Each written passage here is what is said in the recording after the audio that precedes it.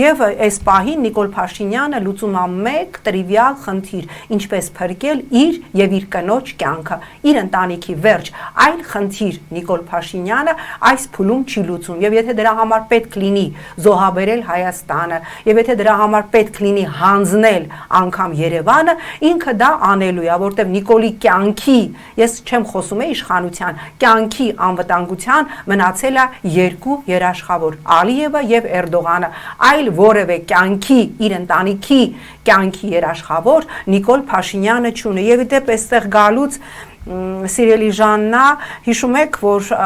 հեգնում էին նախկին բանակը, տրուսիկ մայկա չեն ունեցել եւ այլն,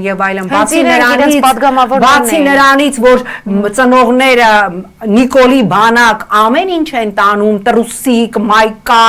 ամեն ինչ հնարավոր է, ել չհաշվենք, որ բանակը վերածվել է գումար բազության տեղի, որտեղ պարբերաբար ցավոք սրտի զինվորներ են սպանվում, ինքնասպան լինում, օրինակ Տավուշի մեր լրագրող Ոսկան Սարգսյանը տեղեկացրեց, որ օրինակ Տավուշի մարտական դիրքեր բարձրանալուց զինվորները, պայմանագրային զինծառայողները մարդա 15,000 յուրաքանչյուրը 10-ից 15,000 դրամ են հավաքում, որ հաց ուտեն, որովհետև են լափը,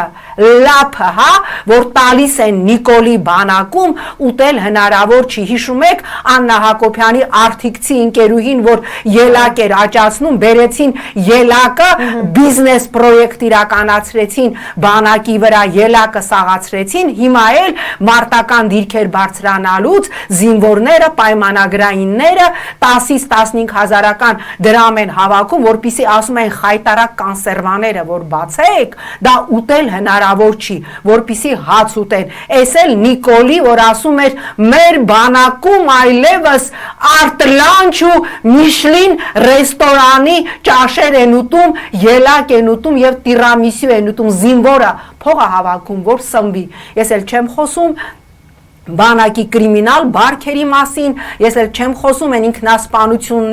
սպանությունների խայտարակ թվի մասին, գիտեք քանի ծնողա գրել ինձ, որ երեխան ասում է քարտից փող փոխանցի, ասում եմ ինչի, ասում է ինձ ստիպել են, ներքաշվել այդ գումարի մեջ, հասկանում եք, ու այս բանակով, հա, Նիկոլ Փաշինյանը գլուխ է գովում